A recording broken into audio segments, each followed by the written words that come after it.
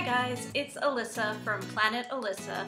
I'm here with my first ever haul video. Apologize for any background noise this week. My landlord has some people here working on the building and they're replacing the roof and making a whole racket, so hopefully it doesn't get too loud. I was thinking they might be breaking for lunch, but doesn't seem to be. I decided it'd be fun to do an auction haul video. Earlier I had done a video that explained how you could increase your Etsy inventory, get a lot of inventory without spending a lot of money if you didn't have a big budget to work with from some less expensive sources. And one of my suggestions was auction box lots where you can get quite a bit of stuff without spending too much money.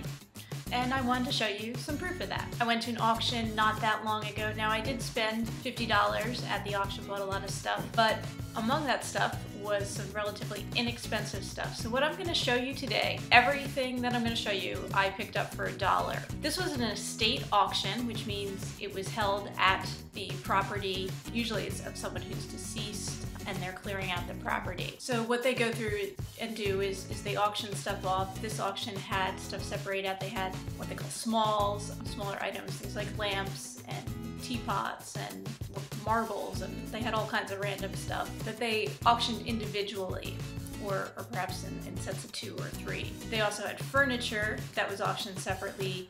They also had a whole collection of tools and primitives and that sort of thing that was a separate auction. But what they also had, and at most estate auctions that you go to, was box lots. And what these are boxes of miscellaneous stuff. Sometimes the stuff goes together, sometimes they're just things that are randomly put together in the same box. Unfortunately, this auction, it happened to be a rainy day, and all but the furniture auction was held outside, which means we were out there in the rain with our umbrellas and raincoats trying to stay dry. Well, they did have plastic tarps over the merchandise to try and keep it dry. Unfortunately, a lot of the box lots did end up getting wet. They were on the ground on plastic tarps, but it was raining pretty hard. And so a lot of the boxes got wet, and some of the merchandise did get damaged as well. Now, if you've ever been to an auction, particularly an estate auction where they're doing box lots, every auction is a little different. Every auction company will do things a little differently, but most of the auctions that I've gone to, what they will do is with the box lots, they'll group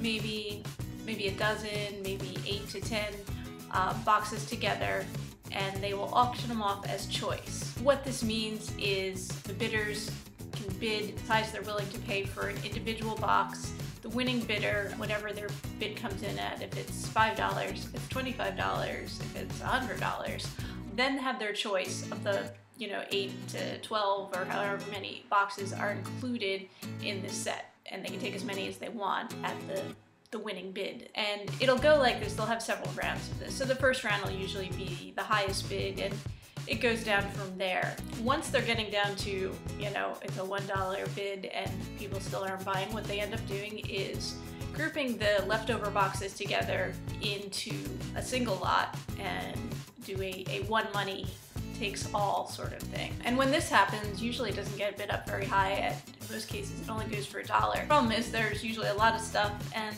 not necessarily desirable stuff, and while it may definitely be worth $1, then you have to think about hauling all this stuff out of there and whether or not you really want to do that or not. But if your goal is to, get a lot of inventory, not spend a lot of money, you can pick up quite a few things this way and not have to spend much money. So among the $50 I spent at this auction was a single dollar that I spent on, I think it was 3 boxes that were left over through one of these box lot auctions.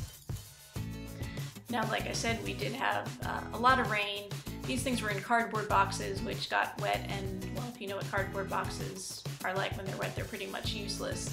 So hauling the stuff out there was more than just hauling cardboard boxes to your car. You had to actually take the stuff out of the boxes and either carry it individually or put it in something else. I ended up hauling a bunch of stuff in grocery store, reusable bags. Really, the whole reason that I bid on this auction was there was this set of artificial grapes that I thought were really cool, and I'm like, well, for $1, I'll take those. But of course that meant also taking everything else that was left over this box lot. So I'm going to show you everything that I picked up for $1, and we'll start with the grapes. These were the artificial grapes that I got. They kind of look like glass, but they're actually a plastic and acrylic material. They're very large, pretty cool. They're very dusty and dirty. I have to clean them up, but they should clean up pretty nice, and hopefully I can sell them in my Etsy shop.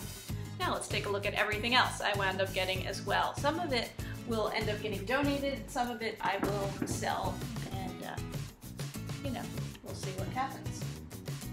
So here's a little a souvenir picture, Statue of Liberty. Can't really see with my lights here, the glare. But it's just a little souvenir picture. It's a Statue of Liberty, Liberty Island, New York. It's pretty old. It's got some crazing or crackling to it. Oh, and there's all kinds of gunk on the inside. Yuck. I have not cleaned any of this stuff up yet, and like I said, it was all outside on the ground, so I did find a big spider, a live spider, in something I was clearing up in this auction. Quickly took him outside. Here's a cruet. Oh, this light is too bright the light, the glare. But it's got a little flower motif on it there. Royal Crown is the maker on this, so we'll see. I'll probably try selling this. This is just a little dish with a pear on it. It's kind of got a neat design. It's a leaf shape and the leaf curls over there. No markings on it, so I'm not sure what I'll do with it. It's in good condition. There's no chips or cracks in it, it looks like. I like this picture. It's pink and white. There's a cattail here. It'll definitely have to get cleaned up because it's very dirty.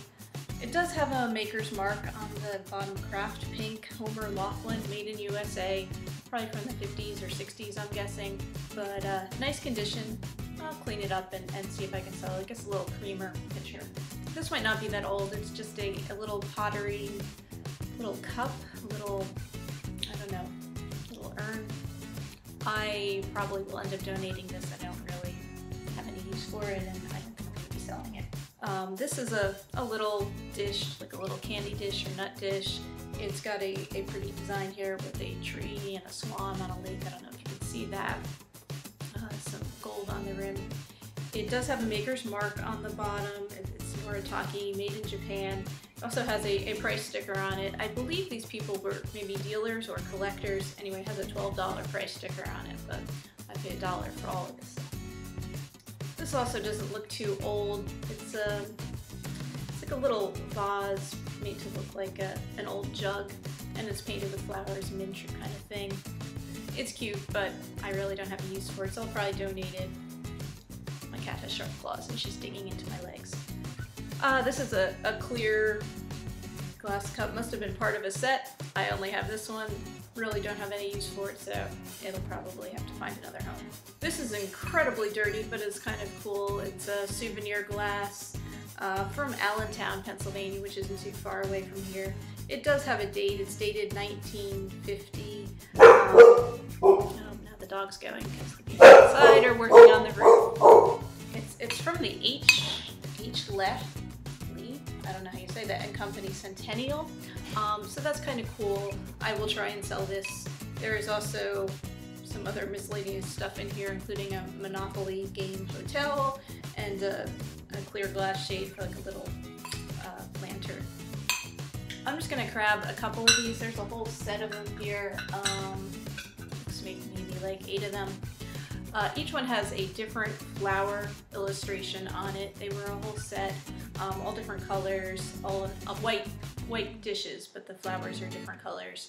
There's no marking on the back. What there is on the back, there were little hooks for hanging, so these were obviously just meant for decorative purposes. They're kind of cool. There is a whole set of them, and they are in good condition, so I will try and sell these in my Etsy shop. If this wasn't broken, it would be a really cool item. It's old-fashioned nutcracker, shaped like a chicken or a rooster, but this arm broke off, so there's really nothing you can. These are pretty cool. These are a set of marble candlesticks. They're carved marble. They're pretty heavy, pretty solid, but to hold taper candles. Nice condition too. So yeah, I'll try and sell these. I think these should sell. I'm just surrounded by animals today. This is an older vase. It's made to look like a Greek urn. It's painted, very colorful, little cherubs on it. It's made in Japan, so it is older. It's kind of, to me, it's not really my style. I might try and sell it. I'm not sure. I might just donate it, even though it is kind of cool. This is cool. Unfortunately, it has some rust on it. I'll have to see if I can clean it off, but it's a fruit dish. It's 2 pieces, the glass bowl and then the metal basket part. But like I said, there's rust all over it. I don't know if that happened in the rain the other day or if it was already like that. Hard to say. And this has a maker's mark on it too. I cannot make it out because I don't have my reading glasses on, but it's pretty cool. Got an iridescent glaze on there, gold and black, and quite gaudy actually. But I will probably try and sell this. And there's a couple more dishes here. This one has a rack attached to it. It is marked Melbourne pattern, Challenor, England. Unfortunately, it looks like it does have a little crack in it, or maybe that's just a knife mark, but it's pretty dirty. I don't know if I'll be able to clean it up, and I don't know what value there is to it. This one's kind of neat. It was clearly part of a set. Has an illustration here of a castle, some boats on the water. On the front it reads Windsor in 1792. The back says Johnson Brothers, made in England, Old Britain Castle. So that must have been the Old Britain Castle series. Pretty cool. We'll see if it has any value, and I might try and sell that. And the last thing I got, these are behind me here, is a whole bunch of bottles. There are 4 different old clear glass bottles. They're very dirty. They definitely need to be cleaned up. And then there were 2 larger brown bottles. Both of the brown ones have, one is brown, one is green, I'm sorry. Both of these have cork stoppers in them that are very old, and the one looks like you might have a really hard time getting it out. I might try to put all these bottles together in a set, in a lot, and try and sell them that way. I don't think they have too much value individually, but maybe somebody looking for a collection or decor item. And I just realized there is one more item back here. I forgot about this. This was a green glass vase. I don't know how old it is. There is some kind of marking on the bottom, which I'm having trouble making out, but I will have to take a look at that. It's kind of cool. I might keep it for myself just because it's kind of a neat style and a nice size vase. Now, everything you saw there, that whole lot, cost me a whole $1. And there's, you know, at least half a dozen more than that items that I could list in my Etsy shop.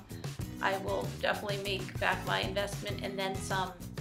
So if you're looking to grow your inventory, pick up some new items, grow your shop, definitely look into auctions and box lots, and you can be a bargain hunter and wait till the end and, you know, see what's left, and, you know, for $1 you could wind up with a whole bunch of stuff. Some of it you're not going to want, but some of it will be good stuff that you can take home with you. Well, thank you for watching, everyone. I do put out new videos every week. Every Friday I put out a video of what I've sold on Etsy, so you can see the different vintage items that are selling on Etsy and get some tips for pricing your items. I show how much they sold for. I also try to put out videos when I can on different items or different topics to help you grow your shop or get started in selling vintage items on Etsy. So this is my first ever haul video. I had some fun doing it. Again, it's only a fraction of the stuff I picked up at the auction, but it shows you that there are some great values out there if you're willing to, you know, put in a little legwork. Okay, have a great day, everyone, and happy selling.